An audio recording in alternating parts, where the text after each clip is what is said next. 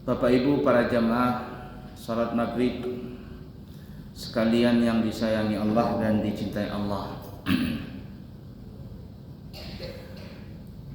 Disebutkan di dalam hadis tentang bada'ul khalqi, tentang awal kejadian manusia di dalam rahim,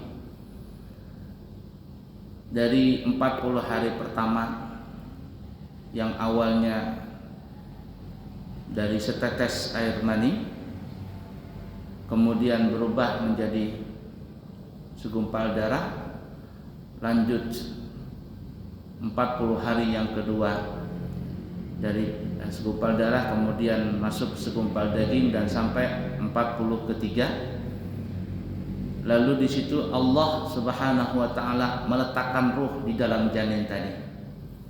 Dari sperma menuju segumpal daging, segumpal darah, lalu menuju segumpal daging.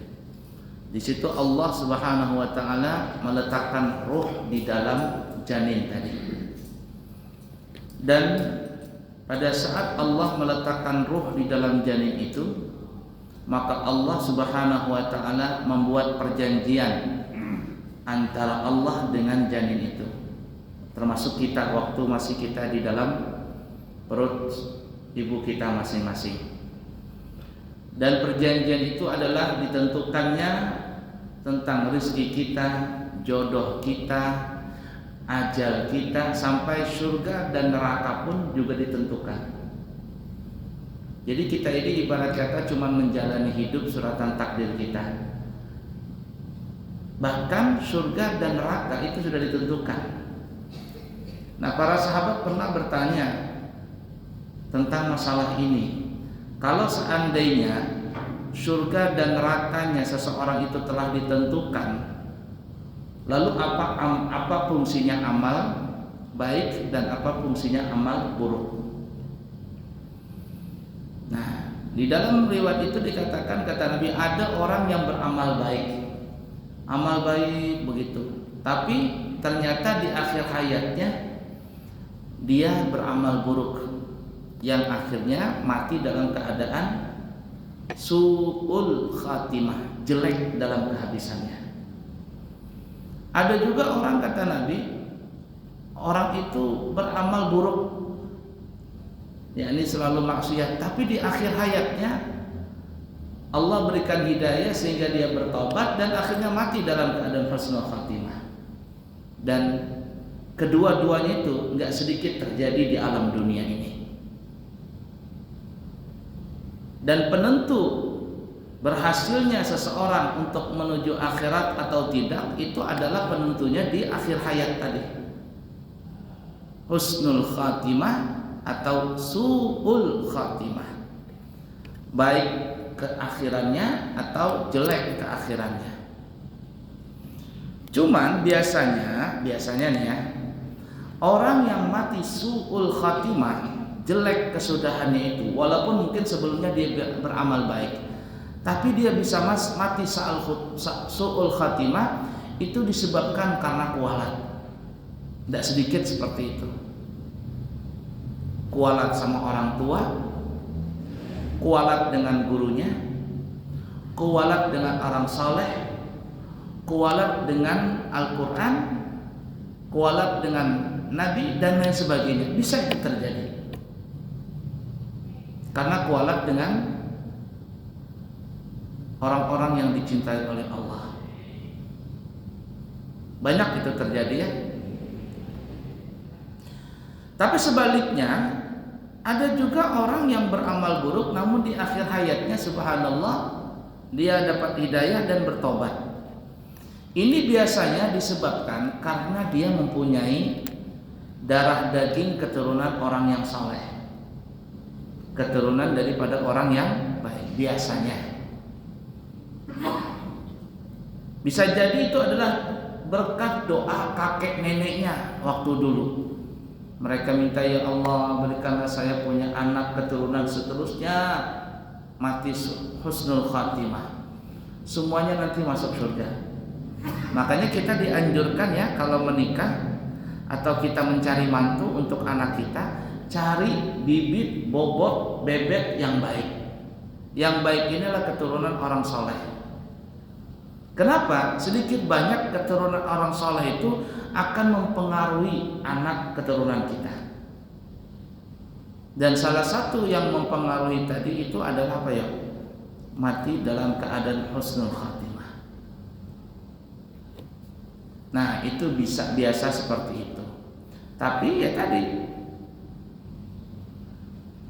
kebanyakannya orang soleh, orang baik, matinya juga baik. Orang jahat amalnya, matinya juga akan jahat. Sedikit sekali orang yang beramal baik matinya jelek, orang yang beramal buruk akhirnya matinya baik, itu sedikit sekali. Tapi itu bisa terjadi, kata Nabi. Kenapa? Karena telah tercatat suratan takdirnya seperti itu. Sehingga para ulama membuat doa. Dan kita mungkin dibaca di masjid-masjid banyak tuh ya. Terutama salat subuh. Ya Allahu biha, ya Allahu biha, ya Allahu bi husnil khatimah. Ya Allah dengan amal baik, dengan zikir-zikir yang kita baca tadi, ya Hayyu ya Qayyum, ya Hayyu ya Qayyum, ya Hayyu ya Qayyum, la ilaha illa anta. Subuh itu. Sini baca enggak itu? Ada kita baca di situ ujungnya, ya Allah biha, ya Allah biha bi husnil khatimah. Ya Allah dengan ya Hayyu ya Qayyum, la ilaha illa anta. Matikan aku, matikan kami dalam husnul khatimah.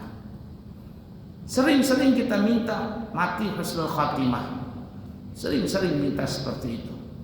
Karena banyak orang yang meremehkan tentang kematian, akhirnya mati dalam keadaan su'ul khatimah, mati dalam keadaan jelek.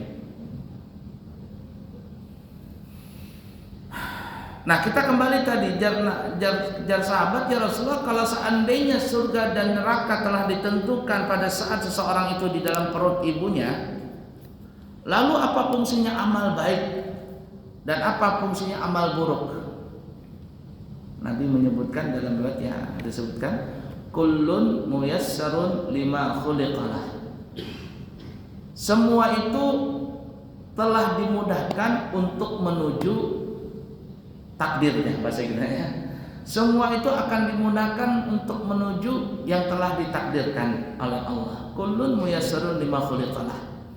Semuanya akan dipermudah untuk menuju kejadiannya nanti. Yaitu tadi, kalau dia orang yang ditentukan oleh Allah masuk neraka, maka biasanya amal itu selalu yang dia kerjakan buruk sampai seul khatimah.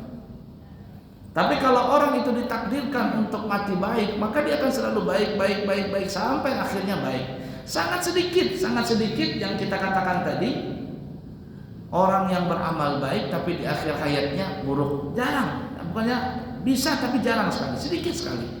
Atau orang yang beramal buruk kemudian di akhir hayatnya jadi baik, juga jarang. Tapi ada. Itu yang kita katakan tadi, kata ulama, biasanya orang yang amalnya baik lalu matinya jelek itu disebabkan apa ya? Apa tadi? Kualat dengan guru, kualat dengan orang tua, kualat dengan orang alim, kualat dengan Al-Quran, kualat dengan Nabi, kualat dengan sahabat.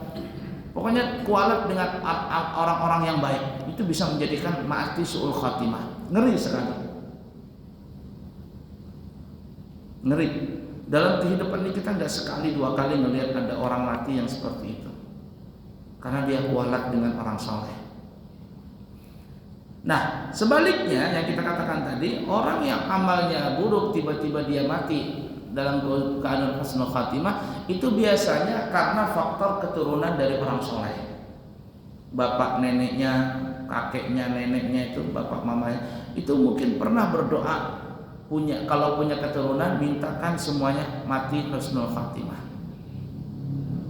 Nah, sering terjadi seperti itu. La ilaha illallah Muhammad Rasulullah SAW. Dan kematian itu para jamaah adalah sesuatu yang pasti. Kullu nafsin dha'iqatul maut. Semua yang bernyawa pasti akan mati. Hatta malaikat Israel itu kan malaikat pencabut nyawa. Jadi nanti pas hari kiamat malaikat Israel cabutin tuh. Bosnya Israel, anak buahnya malakal maut. Malaikat mencabut nyawa, bosnya Israel. Nanti sudah mati semuanya, Allah berkata kepada Israel, Israel, siapa lagi yang belum mati? Israel menjawab, tinggal kita berdua ya Allah, saya denganmu. Aku denganmu aja yang belum mati. Kata Allah, aku nggak mau disaingin. Cabut nyawa sendiri, cabut malaikat, mati. Tinggal Allah. Hayyul Qayyum, yang hidup dan kekal abadi. Dan setelah kiamat itu dikatakan Allah Subhanahu wa taala menyeru kepada seluruh makhluk yang ada di alam semesta ini. Allah seru. Semuanya mendengar tapi tidak bisa menjawab. Jadi orang Banjar hinip bisa mendengar tapi tidak bisa apa-apa. Kata Allah, limanil mulkul yaum. Siapa yang jadi raja pada hari ini? Siapa yang jadi penguasa pada hari ini? Mana presiden-presiden? Mana raja-raja? Mana sultan-sultan, raja-raja yang pernah mengaku jadi Tuhan? Mana Fir'aun? Mana Namrud? Mana orang-orang itu? Limanil mulkul yaum. Siapa yang jadi raja hari ini? Mereka mendengar tapi tidak bisa menjawab. Lalu siapa yang menjawab pertanyaan Allah tadi? Yang menjawab pertanyaan Allah adalah Dia sendiri. Lillahil wahidil qahhar. Yang jadi raja, yang berkuasa pada hari ini adalah Al-Wahid. Aku, kata Allah, Al-Wahid yang esa, Al-Qahhar, lagi maha perkasa. Selama, kata ulama, itu berlangsung selama 40 tahun namanya. Dan 40 tahun di akhirat nanti itu sama satu hari di akhirat sama dengan 1000 tahun di dunia. 40 tahun Allah menyuruh itu hidup semuanya. Lalu Allah Subhanahu wa taala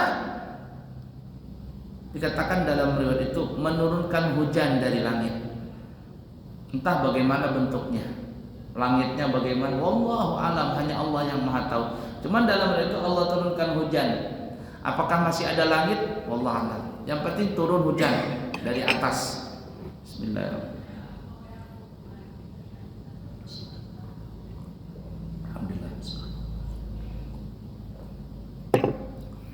Tapi hujan yang turun itu para jamaah, kata ulama, bentuknya syakluhu kalmani. Bentuknya hujan itu seperti air mani. Air mani yang turun ini membasahi seluruh bumi. Dan dia akan masuk ke dalam tanah mencari sulbi-sulbi yang masih tersisa. Karena kan tubuh manusia itu kan ya, walaupun hancur, ada yang tidak hancur. Apa itu? Sulbi, tulang ekor itu. Itu kayak biji kacang aja, kayak biji kacang hijau begitu kecil. Masuk air mani tadi ke dalam sulbi tadi. Setelah itu dari sulbi tadi muncullah daging, tulang, urat-urat, kulit,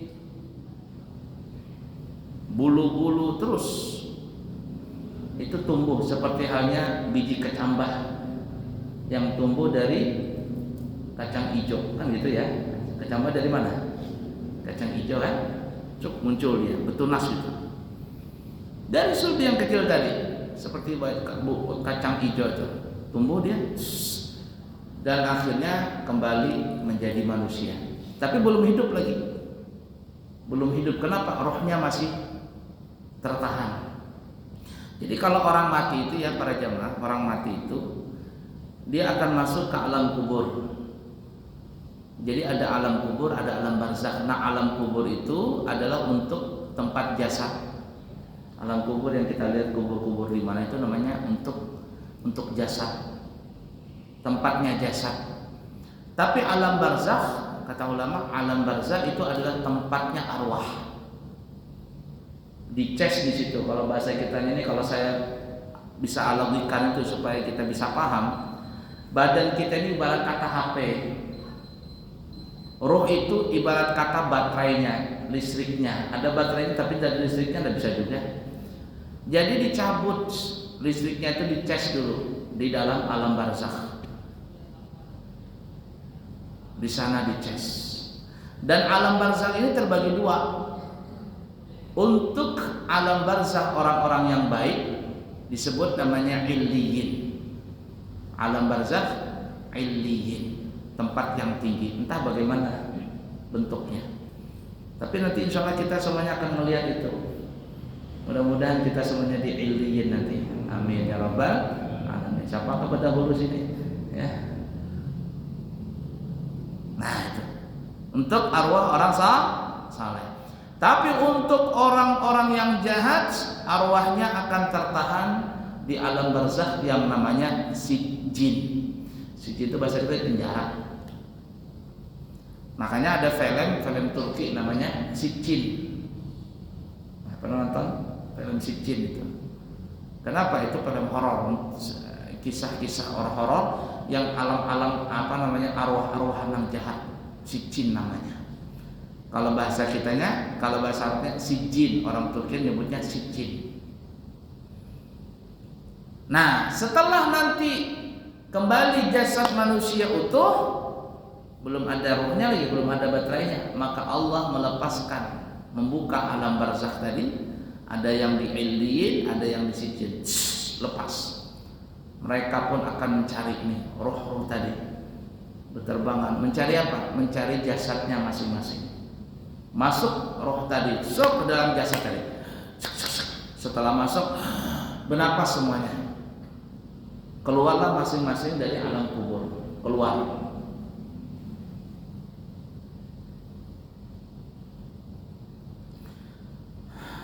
Itu keluar. Dan setelah kehidupan ini, itu yang disebut namanya Yaumul Ba'tsi, hari kebangkitan. Setelah di hari kebangkitan itu, maka tidak ada lagi yang namanya mati. Hidup setelah mati, mati setelah hidup. Nah, mati setelah hidup, hidup setelah mati, yaitu hari kebangkitan. Hidup, mati, hidup setelah mati, hari kebangkitan. Tapi ada mati setelah hidup. Itu yang pertama. Nah, jadi hidup setelah mati, yaumul ba'tsi, setelah kita hidup yang kedua ini, maka tidak ada yang namanya setelah itu kematian. Kekal abadi. Satu hari sudah berubah menjadi 1000 tahun di dunia. Ketika orang-orang itu bangkit dari alam kuburnya masing-masing, maka kata ulama, mereka ini terbagi menjadi 3 kelompok.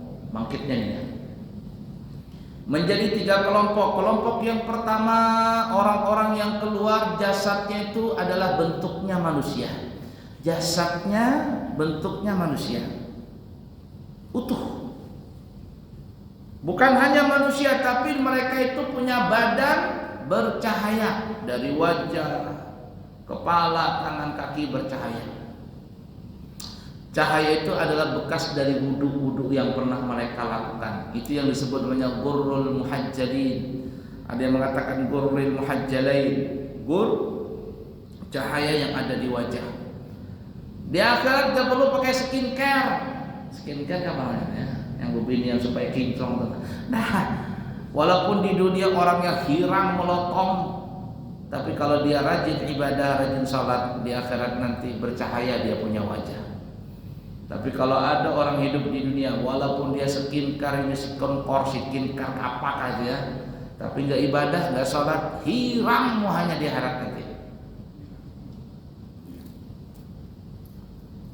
Nah, bukan hanya mereka punya badan utuh dan bercahaya, tapi Allah Subhanahu wa taala memberikan lagi anugerah apa itu?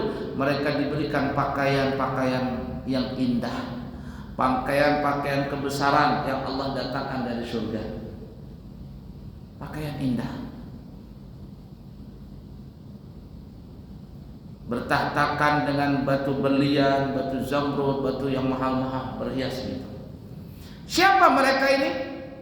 Yang mereka punya jasadnya utuh, badannya bercahaya, diberikan pakaian yang agung, yang indah, yang Allah datangkan dari surga. Siapa mereka itu? ada 4 golongan. Pertama anbiya, para nabi, pasti sudah. Kemudian para rasul, rasul-rasulnya Allah. Yang ketiga syuhada, orang mati syahid. Nah, syahid ini ada 2. Syahid dunia akhirat, mati di medan perang karena menegakkan kalimatullah. Ada syahid akhirat saja. Syahid akhirat ini banyak. Orang yang jadi ulama amilin mati syahid akhirat. Para santri yang belajar agama mati syahid akhirat. Pejuang agama, pengurus masjid, pengurus sabilillah, pokoknya di jalan Allah, semuanya jalan Allah itu banyak. Pengurus pesantren, pengurus panti asuhan, pengurus kebaikan, pokoknya apa saja yang bentuk-bentuk kebaikan. Imamul adil, pemimpin yang adil, pejabat-pejabat yang adil, pedagang-pedagang yang jujur, banyak itu, hakim-hakim yang bijaksana. Semua itu mati syahid akhirat. Ini bisa masuk golongan ketiga. Dan yang keempat, orang soleh. Nah, kita bukan nabi, kita bukan rasul, belum tentu juga kita mati syahid akhirat, apalagi mati di medan perang. Tapi kita bisa masuk poin yang keempat, apa itu? Orang soleh. Apa itu orang soleh? Mengerjakan kebaikan. Semaksimal mungkin kita bisa mengerjakan kebaikan, ya kita kerjakan. Orang soleh namanya. Maka 4 golongan ini masuk dalam kategori yang pertama tadi. Jasadnya utuh, bercahaya, diberikan pakaian yang datang dari surga. 1. Kelompok yang kedua, yang mereka itu bangkit dari kuburnya, jasadnya manusia, tapi mereka telanjang, namun tidak telanjang. Gimana maksudnya? Jasadnya manusia, telanjang, ya memang benar telanjang, disebabkan karena tidak ada satu helai benang pun yang menempel di badan mereka. Jangankan kain, benang gak ada, apalagi kain, apalagi baju. Telanjang tapi tidak telanjang. Bagaimana maksudnya tidak telanjang? Karena seluruh bulu-bulu, rambut-rambut, kuku-kuku, kulit yang pernah terpotong atau terkelupas ketika dia hidup di dunia, itu akan dikembalikan oleh Allah nanti di akhirat. Coba kita bayangkan, dari kita kecil sampai sekarang, umur berapa kita? Jikalau kita tidak pernah motong rambut, jikalau kita tidak pernah motong bulu ari-ari, jikalau kita tidak pernah motong bulu ketek, kumis, jenggot dan lain sebagainya, begitu juga kuku, kira-kira panjangnya semana itu? Tiap minggu kita motong bulu ari-ari, mungkin 2 minggu sekali kita motong rambut. Itu kalau seandainya nggak dipotong-potong dari kita lahir sampai sekarang, panjangnya kira-kira berapa itu? Makanya itulah yang dikembalikan oleh Allah Ta'ala. Itulah yang kata ulama telanjang tapi tidak telanjang. Kenapa telanjang? Karena memang tidak ada satu benang pun menempel di badannya. Kenapa tidak telanjang? Karena seluruh auratnya tertutup dengan rambut, bulu-bulu yang pernah terkelupas, terpotong ketika hidup dunia, dikembalikan oleh Allah Ta'ala. Jadi nggak bisa lihat-lihatan kita, tertutup. Rambut nih panjang. Jadi perempuan kali bisa kelihatan dadanya tertutup semuanya. Nah, yang kedua ini, jasadnya manusia telanjang tapi tidak telanjang. Mereka ini adalah baina wa baina, orang-orang yang mungkin bisa masuk surga, mungkin bisa masuk neraka. Kalau yang pertama tadi, anbiya, mursalin, syuhada, salihin, pasti surga sudah. Tapi kelompok kedua ini, naudzubillah min dzalik, baina wa baina, bisa jadi masuk surga, bisa jadi masuk neraka. Kalau disinilah yang nanti syafaat Nabi banyak di sini, syafaat Nabi yang di sini, kelompok kedua ini. Dan ini adalah kelompok yang paling banyak, karena hampir rata-rata manusia di sini nih, di kelompok kedua ini. Siapa yang rajin baca sholawat, siapa yang cinta dengan Nabi, di sini Nabi akan datang membantu mereka, memberikan syafaat. Syafaat itu bahasa kitanya kartu sakti lah supaya bisa masuk surga. Kartu sakti. Jadi nanti kalau dihisap, wah timbanganmu sedikit nih, banyak yang jahatnya, tenang, ada kartu sakti. BPJS apa istilahnya? Kartu apa ya? Macam-macam lah kartu ya. Kalau zaman Jokowi banyak kartu, sekarang masih banyak nggak kartu? Saya terus terang di dompet tuh banyak sekali kartu, macam-macam kartu itu, banyak sekali. Kereta api lain, masuk tol lain, ini lain, tuh bank lain, ATM lain, banyak banget. Ya, makanya dulu katanya mau dijadikan satu kartu aja, kartu sakti. Satu KTP bisa digunakan untuk semuanya, tinggal ada chipnya. Cuman katanya berbahaya juga itu, kalau saya hilang selesai sudah, diambil datanya habis semua.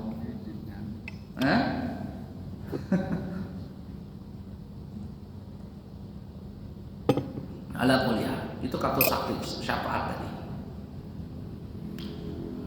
Kelompok kedua, kemudian kelompok yang ketiga. Nah, ini yang ngeri. Ketika bangkit dari alam kubur, jasadnya bukan manusia, jasadnya binatang. Ada yang keluar jadi monyet, mungkin waktu di dunia dia pelit, karena binatang paling pelit itu kan adalah monyet. Orang Banjar warik. Nah, warik ya. Makanya dulu kalau ada orang punya itu warik itu ya. Nah, pelit. Ya, warik, serakah. Pokoknya kalau serakah dengan pelit itu gabung biasanya itu. Warik itu. Coba warik itu kalau dia tangan kaki. Jadi kalau orang mau nangkap monyet itu gampang saja, katanya orang sih. Jadi ada jebakan, dikasihkan dalamnya makanan. Tapi kalau dia supaya dia bisa ngambil makanan itu pakai tangannya. Nanti kalau sudah diambil makanan itu di dalam, umpama jagung ke apa gitu, dia nggak mau lepas ini. Nggak mau lepas, dia punya tangan ini. Nah, sedangkan tangannya terkait di dalam itu otak tadi. Datang tinggal nangkapnya aja orang-orang yang cari monyet itu. Itu sifat rakus, sifat serakah monyet. Ada yang jadi babi. Babi ini orang-orang yang rakus. Karena binatang yang paling rakus adalah babi. Nah, jangankan makanan lain. Kalau dia lapar, tahinya aja dimakannya. Babi. Dan juga binatang babi ini adalah binatang yang suka gonta-ganti pasangan. Lumrahnya kan satu jantan, betinanya banyak. Kalau babi enggak, betinanya satu, jantannya bisa banyak, bisa. Nah, makanya orang yang suka makan babi itu bisa identik suka selingkuh. Ya, itu jadi selingkuh itu babi itu nanti itu. Ada yang jadi anjing, suka menyalak, hidup di dia berkelahi, dia menyalak, anjing anjing gitu. Nah, jadi harimau, petantang pententeng, sok jagoan di dunia ini, bisa jadi harimau tuh. Macam-macam keluar jadi binatang. Ada yang jadi ular. Kenapa? Hidup di dunia suka nyebar fitnah. Karena kalau orang sebut ular katanya, berarti itu mulutnya itu berbisa, nyebar fitnah, nyebar gosip, itu bahaya, mulutnya berbisa. Istilah-istilah seperti itu muncul nanti di akhirat. Makanya kalau ada orang yang marah di dunia ini, itu terkadang dia nyebutnya dengan nama-nama binatang. Artinya kamu binatang seperti ini, bentuknya kamu binatang. Nah, itu nanti di akhirat muncul manusia bentuk binatang, seperti binatang. Kenapa? Karena waktu hidup dunia itu ya kelakuannya kayak binatang itu. Yang suka berkelahi, yang suka menyebar fitnah, yang suka pelit, rakus, berbentuk dia keluar dari kubur nanti. Nah, kelompok yang ketiga ini bukan surga, bukan baina wa baina, bukan antara surga dan neraka. Pas itu mereka sudah dipastikan masuk neraka. Na'udzubillahi min dzalik. Tapi di akhirat nanti yang paling banyak adalah kelompok yang kedua tadi. Entah berapa jumlah manusia itu nanti dikumpulkan di padang mahsyar itu. Sekarang aja yang hidup di muka bumi ini sekarang katanya berapa? 6 miliar atau berapa miliar? Di dunia 4 miliar atau 6 miliar? Paling banyak Cina sama India. Nah, kita di Balikpapan sudah hampir 1 juta penduduknya. Sudah kelihatan. Bagaimana dengan orang-orang yang dikumpulkan dari Nabi Adam sampai nanti orang yang paling terakhir mati, di hari kiamat. Mungkin jumlahnya triliunan sudah, tidak kehitungan lagi. Banyak. Dan itu terbagi menjadi 3 kelompok. Yang pertama, para nabi, anbiya, mursalin, syuhada, salihin. Yang kedua, yang telanjang tapi tidak telanjang. Yang ketiga adalah yang bentuknya binatang tadi. Cuman dari begitu banyaknya, yang paling banyak adalah kelompok kedua tadi, yang telanjang tapi tidak telanjang. Nah, disitulah nanti Nabi datang. Ummati, ummati. Nabi mencari, kamu umatku ya, sudah sini. Mahirangnya ikan, kata Nabi, sini. Diberikan kartu syafaat, ditolong sama Nabi. Orang-orang yang rajin baca sholawat itu. Makanya penting kita baca sholawat itu. Dan guru-guru kita menjalankan kalau bisa baca sholawat itu jangan kurang 400 kali dalam sehari semalam. Jangan kurang daripada 400. Kalau bisa 500, nanti setelah sholat 100, setelah sholat 100. Minimal itu. Lebih daripada itu, Masya Allah, lebih baik lagi. Dan siapa yang paling banyak baca sholawat, maka dialah orang yang paling dekat dengan Nabi nanti di akhirat. Ya. Kalau kita baca sholawat itu ibarat kata kita ngirim hadiah sama Nabi. Walaupun kita nggak ketemu dengan Nabi, tapi kalau sering ngirim hadiah, nanti Nabi tahu. Kita ini nggak kenal dengan orang, tiba-tiba orang ngasih hadiah. Siapa ini ngasih hadiah ini? Penggemar apa ini? Penggemar gaib kah apa istilahnya itu ya? Orang ngirim itu siapa ini? Karena kerancakan ngirim, kita akan cari tahu siapa orang ini. Oh, ternyata ada penggemar yang tidak nongol di hadapan kita. Pas kita ketemu, kamu kayak sering ngasih aku. Iya Pak, waduh ternyata kamu orangnya. Kenal gitu. Kalau di dunia saja kita bisa begitu, bagaimana dengan Nabi? Dan Nabi tidak pernah lupa. Walaupun kita tidak tahu, tapi Nabi tahu. Disebutkan dalam riwayat, dikatakan siapa yang membaca salat kepadaku, kata Nabi, mengucapkan salam kepadaku, maka aku akan jawab salamnya dia dengan menyebut namanya dan menyebut nama bapaknya. Aku akan sebut namanya dia dan akan menyebut nama bapaknya dia. Ini fulan bin fulan. Jadi kalau kita mengucapkan salam, Assalamualaikum ayuhan Nabi wa rahmatullahi wa barakatuh, Nabi akan menjawab salam kita. Wa alaikassalam ya fulan bin fulan. Cuman kita tidak mendengar aja. Jangan kita bisa mendengar, tidak sanggup kita berdiri, bisa pingsan kita melihat suara Nabi itu. Tidak usahlah kita mendengar. Tuh lihat yang pernah ziarah ke makam Rasulullah. Apalagi orang baru pertama kali rindunya dengan Nabi Muhammad SAW. Ketika lewat di depan kubur Nabi, terkadang dia nggak tahan, bisa pingsan ya. Tak begitu. Kenapa? Menahan rindu yang begitu dalam. Ketika bertemu dengan Nabi, melihat Nabi di depan dia, pingsan dia, plak begitu. Karena sudah memendam rindu yang begitu lama. Apalagi dengan wujud yang aslinya nanti kita ketemu Nabi, dan mudah-mudahan kita bisa bertemu dengan Nabi kita Muhammad sallallahu alaihi wasallam. Baiklah para jamaah sekalian yang disayangi Allah dan dicintai Allah, kembali ke asal dari masalah kita. Semua kita telah ditentukan ajal, jodoh, rizki, kematian, sampai surga dan neraka. Tapi ingat kata Nabi, kullun muyassarun lima khuliqalah. Semua itu akan dimudahkan untuk mencapai tujuannya. Jadi kalau seandainya kita ingin masuk surga, beramal baiklah kita sampai kita mati. Tapi kalau ada orang yang ditakdirkan untuk masuk neraka, tidak salah kalau seandainya selalu dia beramal buruk. Tetapi sangat jarang sekali kata Nabi, orang yang beramal baik matinya buruk, orang yang beramal buruk matinya baik, itu sangat jarang terjadi. Tapi ada. Nah, karena kita tidak tahu kapan kita mati dan kita tidak tahu bagaimana mati kita nanti, apakah husnul khatimah ataukah su'ul khatimah, maka berbuat baiklah kita.